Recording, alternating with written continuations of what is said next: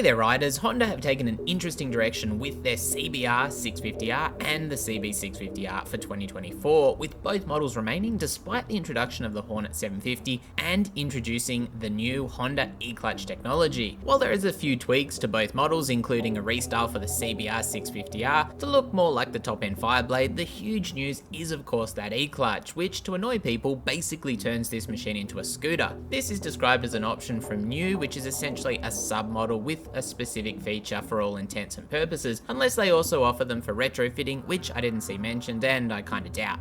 The downside is a 2kg weight gain, which isn't bad all things considered, although these aren't the lightest bikes to begin with. Essentially, Honda described this as a blend of quickshifters and DCT tech, removing the need to use the shifter to change gears, but more importantly, no clutch is needed when starting and stopping, which is genuinely pretty cool. It's kind of funny they introduced this on the 650s though, because it feels like it'd be even more popular on the smaller machines for entry-level riders.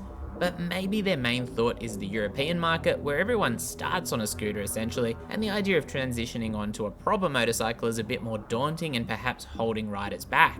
Certainly my wife felt that way going from a little Aprilia 250 scooter to a motorcycle, although a Ninja 400 made that transition pretty easy. On both the Honda 650s, riders can continue using the clutch normally, which deactivates the e-clutch system momentarily. At low speeds, that'll be for 5 seconds. At higher speeds, apparently it's just a second, which again seems well thought out and well implemented. Apparently the system uses a combination of half clutch, fuel ignition cut and ignition control to ensure smooth shifts. Exactly how it handles takeoffs and stops isn't explained, but it sounds pretty cool considering you're actually still doing all the shifting as a rider, contrary to what my joke about scooters would suggest. There's apparently 3 settings to choose from for the e-clutch system too: hard, medium and soft, which relates to the operational feel. The dash will also advise riders when to shift either direction.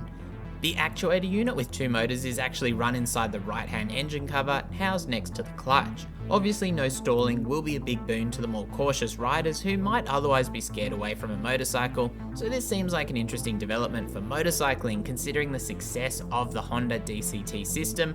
And looking at other brands, the popularity of the recluse clutches in some of the KTMs and their related brands, especially for commuters it seems. Now both the CB650R and the CBR650R offer a pretty nice loadout, being a rare offering in the 650 class with a 4-cylinder, which makes them stand out, producing 70 kilowatts and 63 newton meters at 12,000 and 9,500 RPM respectively. Curb weight with the e-clutch hits 211 kilos on the CBR and 207 kilos on the CB, with an 8-10mm seat height across both. They share the Showa big piston 41mm fork and 10-stage preload adjustable shock, alongside dual 4-piston front calipers on 3 10mm rotors with 2-channel ABS.